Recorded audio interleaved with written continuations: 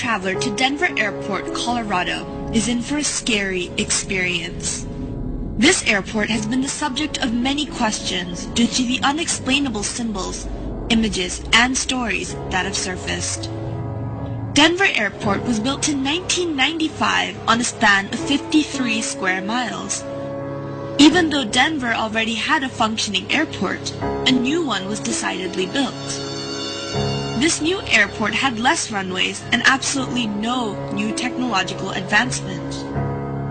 The only thing that this new airport has that the old one didn't is a strangely large amount of space. When looking at an aerial shot of the new airport, the layout has shocked many. Denver Airport's runways have been situated in such a way that resembles a Nazi swastika.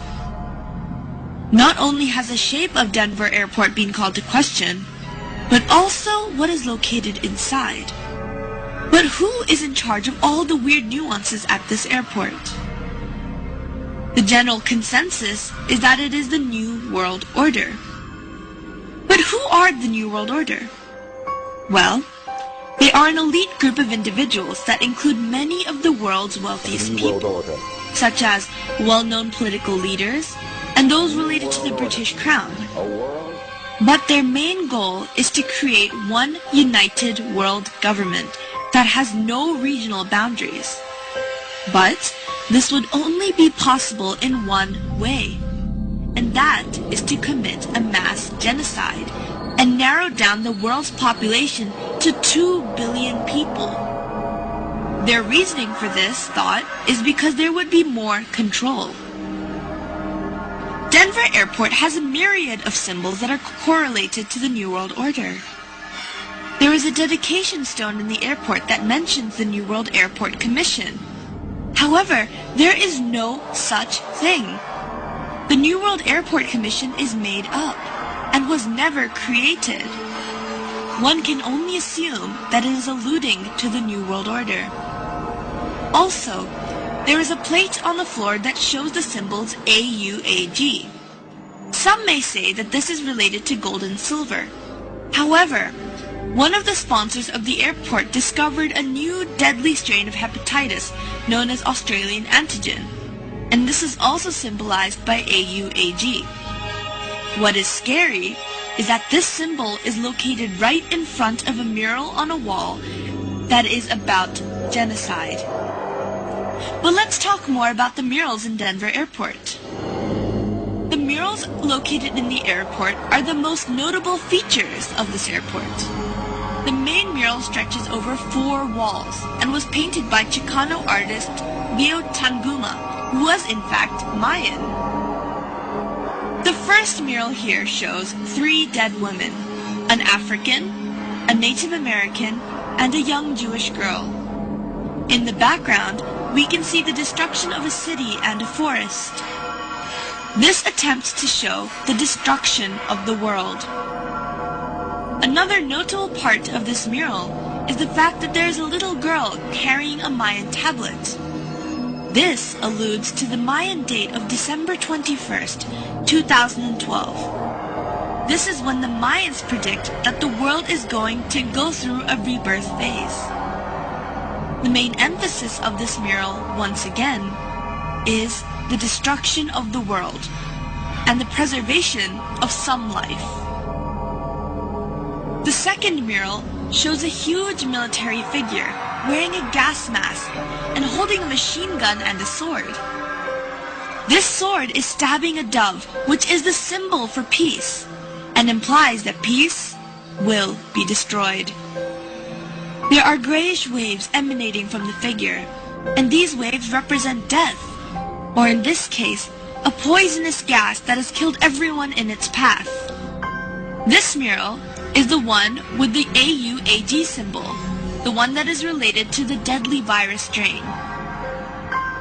One can also see a line of weeping women holding their dead infants, and a group of dead children on a pile of bricks.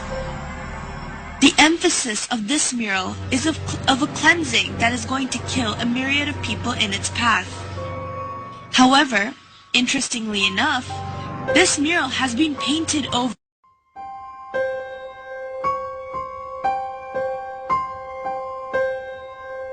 The third mural shows all of the children of the world taking their weapons from each country and giving them to a German boy, who is then molding them into something else.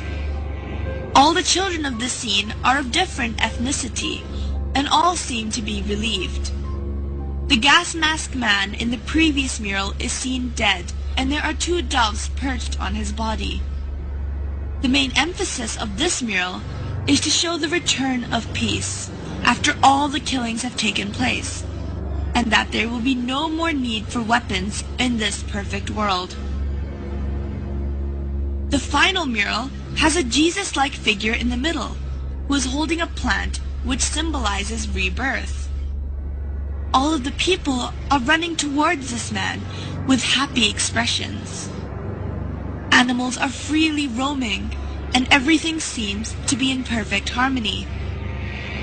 This final mural alludes to a new Garden of Eden, where the world is perfect size, and everything could work together in peace after the genocide that has taken place.